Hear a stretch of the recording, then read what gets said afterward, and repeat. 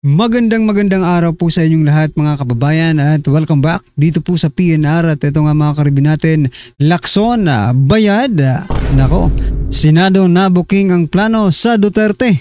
Ayan mga kababayan, patungkol po riyan ang ating aalamin at bibigyan ng reaksyon ngayong araw na ito. Pero bago pong lahat mga kababayan, sa mga hindi pa po nakapag-subscribe sa ating munting channel ay pa-subscribe naman po at palike na rin po ng video ito. Maraming salamat po at eto na nga, simulan na po natin to.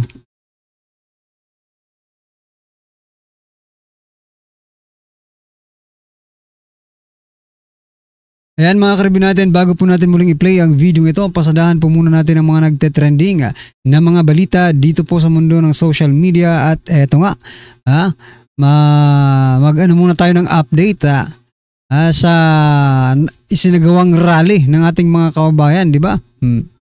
Ito po mga karibin natin ang balita mula po sa Bante News Online. Nako, babala, sensitibo ang mga larawan. Nako, bago po natin ipakita yung mga larawan, eto basahin ko po muna yung kanilang naging balita.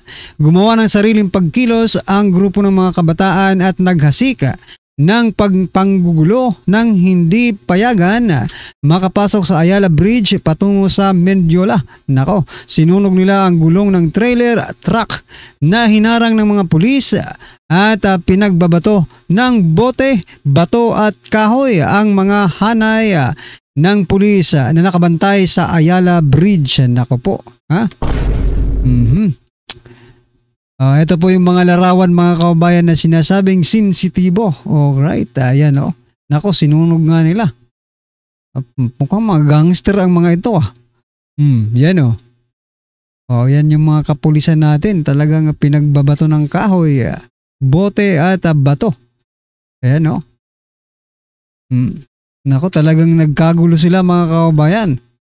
Makikita po sa larawan, nako, nagkalat ang mga bato, bote at kahoy. Yan o. Nakamaskara pa. Zoom in nga natin kung anong sinasabi dito. Ang sabi po dito sa itong isang sinasabing nagrally, kabataan daw, may tattoo pa rito. Sabi niya po, pondo sa edukasyon, hindi sa korupsyon. Oo nga diba? Yan po ang mga naging sitwasyon. Dyan po sa isinagawang rally, malawakang rally ng ating mga kababayan. So, bakit naman sila nanggulo? Hindi naman siguro kailangan manggulo mga kababayan, no? Magsalita lang kayo. Mukhang ano to Ako may duda ko dito Mukhang hindi ito mga lehitimong rallyista mga kababayan. Duda ko lang Parang hindi po mga lehitimong nagrarally ang mga ito, no? Hindi po makasamahan dun sa mga ibang legitimate rallyist mga karibin natin. Okay? Pero kayo, ano pong inyong opinion patungkol po dito sa mga nangyayaring ito? Right? I-comment nyo na lang po at eto. Sabi naman po ng Malacanang mga kababayan na kawani ng pamahalaan pwedeng sumali sa pagkilos sa mga kilos protesta pero di dapat kokontra sa gobyerno. Nagrally ka pa kung hindi ka kokontra sa gobyerno. Di ba? Nagrally ka pa kung ang isisagaw mo ay Marcos stay. No, Marcos stay kasi dapat impeach or resign. Kung sila ay magpahayag ng kanilang damdamin, hindi dapat ito kokontra kung ano yung minimithi ng gobyerno. Alright. Ano pong yung masasabi dyan mga kababayan? Hindi pagbabawalan ng mga kawani ng gobyerno na makilahok sa kilos protesta ngayong linggo. Kaugnay sa anti-corruption rally na inilarga ng iba't ibang grupo. Ayon po yan kay Palace Press Officer Atty. Claire Castro, malaya daw magpahayag ng kanilang damdamin ang mga kawani ng pamahalaan subalit hindi dapat ito kukontra sa posisyon ng gobyerno. Ano ba ang posisyon ng gobyerno? Sa loob po ng 3 taon, ano po ang naging posisyon ng gobyerno? Di ba? So, kailangan siguro i-oppose na. Kailangan siguro kumontra na doon po sa ginawa ng gobyerno ni President Bongbong Marcos Jr. sa loob ng 3 taon.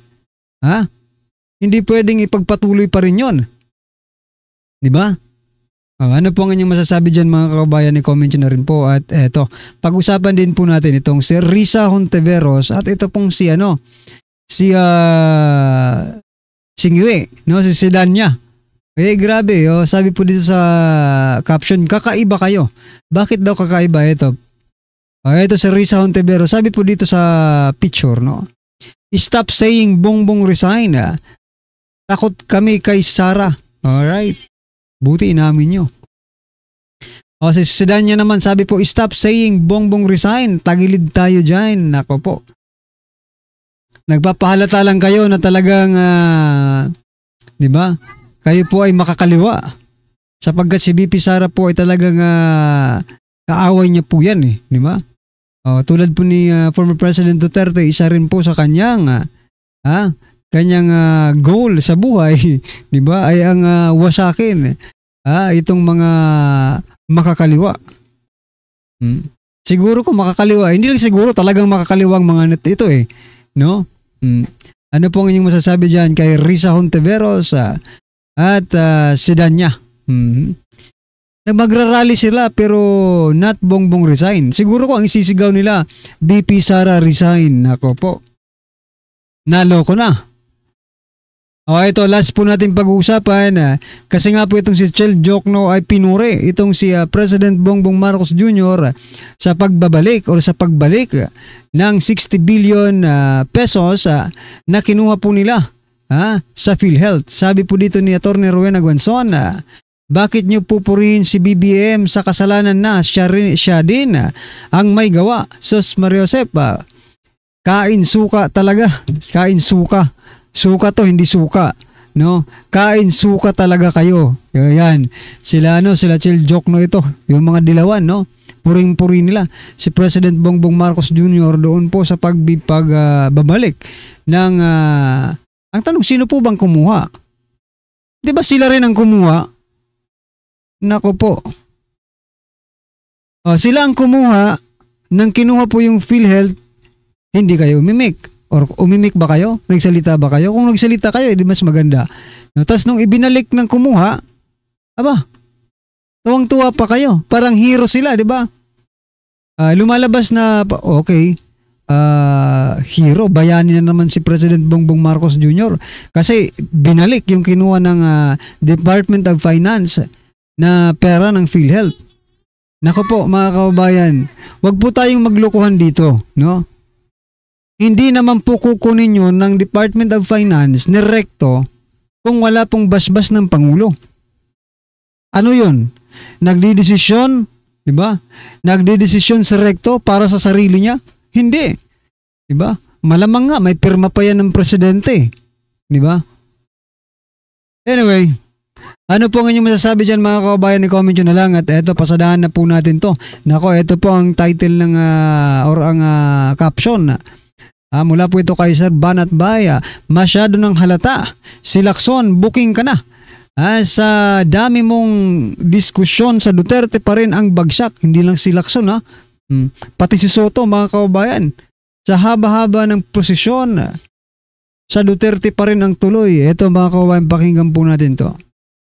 Kaya hindi pwede yung ganyang mo mga birada na tulad na sinasabi mo kesyo may parinig ka pa dun sa project dyan sa DPWH ng mga Duterte.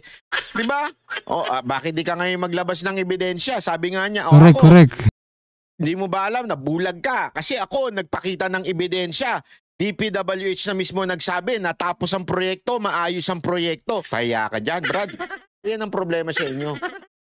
Dahil nga tatanga-tanga kayo,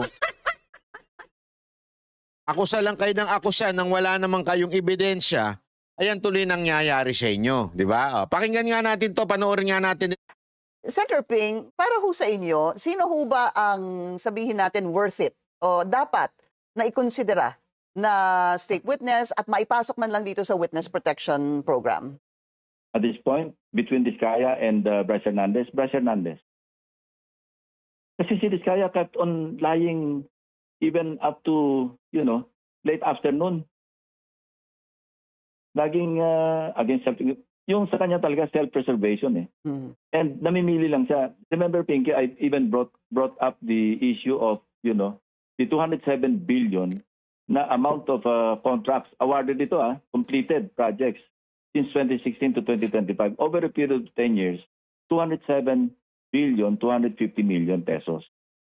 And nag-spike ito starting 2017, 2018, bumaba ng konti 2019 because of the vetoed 95 billion. Yeah. And then umakit ulit siya ng 2020, 2021 I remember in you spite of said the that. COVID. At nagtaka ka nga dahil COVID nun. Right. Correct. Tapos nag-spike ulit siya ng 2023, 2024. Okay. Ang tataas naman ng kanyang kontrata. Gusto nyo pa ba malaman kung gaano kasinungaling tong animal na to? Ha? Sige Gusto nga, nyo pang sige nga. malaman? O, ito. Oh, sige. Hernandez, hindi tayo personal magkakilala. Do you confirm? Yes, Your Honor. Ni minsan ay hindi po ako tumawag sa iyo, nag-text message sa iyo, nag-message. Tama ba? Yes, Your Honor. Sinabi mo sa testimony mo sa house na binigay mo ang pera kay D.E. Henry Alcantara at siya ang nagsabi sa iyo na bibigyan daw niya ako. Is this correct? Wala pong specific na sinabing ganun, Your Honor. Pagkatapos mo ko dinurog sa house ngayon, wala ka specific na sinabi. Napakagago, no? Biglang iba na istorya. Dapat ito ikulong forever sa Senado. Sa totoo lang, dapat ikulong to forever. Eh kung ako misis nito, huling-huli ko na to eh. Sabi mo sa testimony mo sa house, representatives, na binigay mo ang pera kay D.E. Henry Alcantara at siya ang nagsabi sa iyo na bibigyan daw niya ako. Is this correct? Tungkol po dun sa 2025 projects, opo. Okay, Hindi po dun sa 2022. Mr. Bryce, you mentioned the name or names of Senator Estrada and Senator Villanueva. You said Senator Estrada twice on two occasions sa House. Yes po. One, 10:40 a.m. Sinabi mo, Senator Jingo Estrada and Senator Villanueva with a list of projects. I remember that. Yes po. And then on another occasion, 12:50 p.m., yun na yung pinakita mo yung screenshots na walang kahulugan sa ngayon, lumalabas. Yung kay WJ, kay D. Alcantara, tapos nilink mo kay si Beng Ramos, nilink mo kay Senator. Cleared na yon. Yes. Cleared na yon. Actually, regarding po doon, Your Honor, meron po akong follow-up na text message po na nag-confirm na nagdala po it's either Ma'am Beng or Ma'am Mina sa office. Dinala po doon sa administrative officer namin noong time na yon. Meron po akong text message na yun. Galing po sa Chief of Staff ni Boss Henry Alcantara. Kinonfirm po na nakapagdala na ng obligasyon sa office. Do you have that? Yes, I have po, Your Honor. So that's related to the WJ. Yes po, Your Honor. Nagdala ng pera. Can you show that? Yes. Or sige, basahin mo nga. Page. Kaninong office yun? Kaninong office? Ito po yung text message sa akin nung staff po ni Boss Henry. Sinong staff yan? Carlo Rivera po. Carlo Rivera. Opo. Sige, pakita na sa screen. Sige po. Nandito ba si Rivera? Nandito? Hindi ko po napansin, Wala pa. parang wala po. Baka pwedeng paimbita, Mr. Chairman. We will.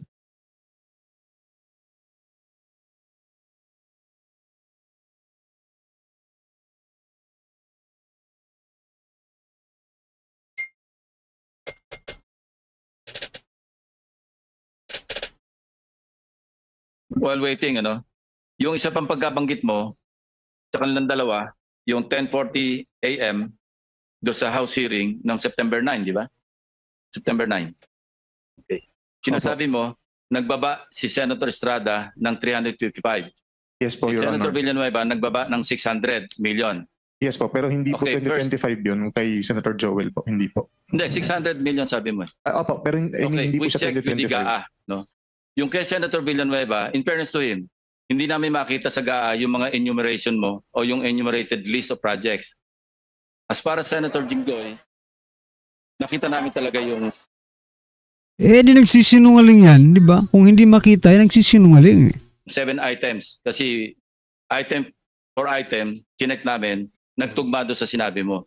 But in fairness to Senator Villanueva, unless you modify the list that you enumerated at tumama doon sa aming chinecheck, then we will also hold him into account. But as of now, we cannot. That's why I did not mention him. Yung 600 mo, mali eh. Mali yung description mo. At wala kami makita. But I want to be truthful, ano? As para Senator Jinggoy, nakita namin 355. Now, ibang usapan yon doon sa sinasabi mong 30%. The burden of proof is on you. Kasi sinabi mo, merong 30% si Senator Jinggoy. Yes po. Oh, how will you prove that? Si Boss Henry po actually, babasahin ko na po. Okay na ba yung screenshot niya? Oh, sige. Pakilabas mo muna yung screenshot.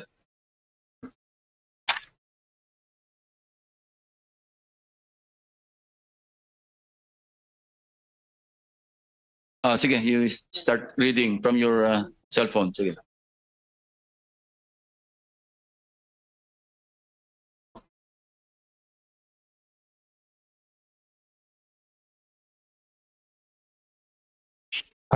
Hindi mabasa yung green, basahin mo na lang dyan. Ito po, ang highlight na lang po natin, Your Honor. December 16, 2022, 11:20 in the morning, nag-message po ang staff sa akin ni Boss Henry, si Engineer Carlo Rivera po. Ito po ang message niya. Boss, good day, M. Nakuha ko na po pala kay AO, which is Administrative Officer, yung pinadala nila Ma'am Beng Ramos. Yun po. Yun.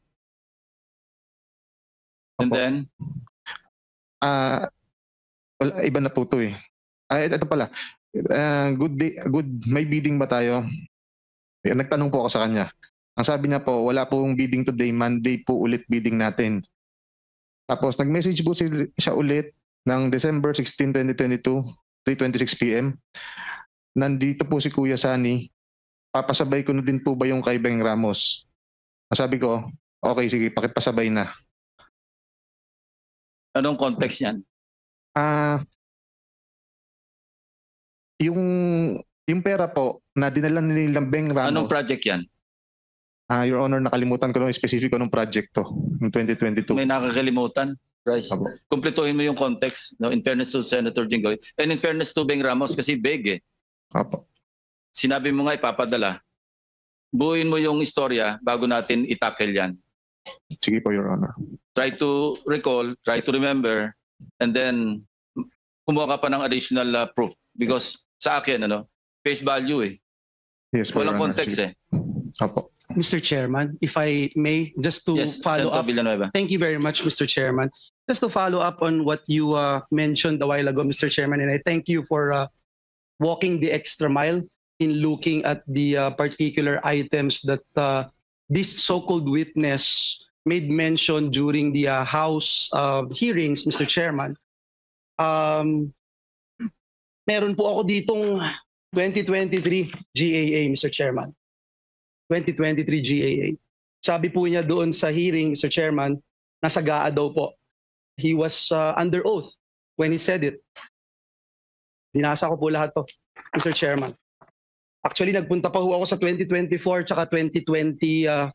Actually, he mentioned 2023, hindi ba? Opo, tama po kayo, Mr. Chairman. So, mamaya habang break po tayo, at I will not, I wanted to appeal sana to my dear colleagues if I can ask questions dahil grabe ho yung ginawa sa atin. Pero, Mr. Meron ka Chairman, naman dito kasi last kang dumating. So you're number 13 after Senator Gatchalian, Senator De La Rosa, and then ikaw na. Opo, So after Mr. lunch, Chairman. after our lunch Yes. break, you can have your time.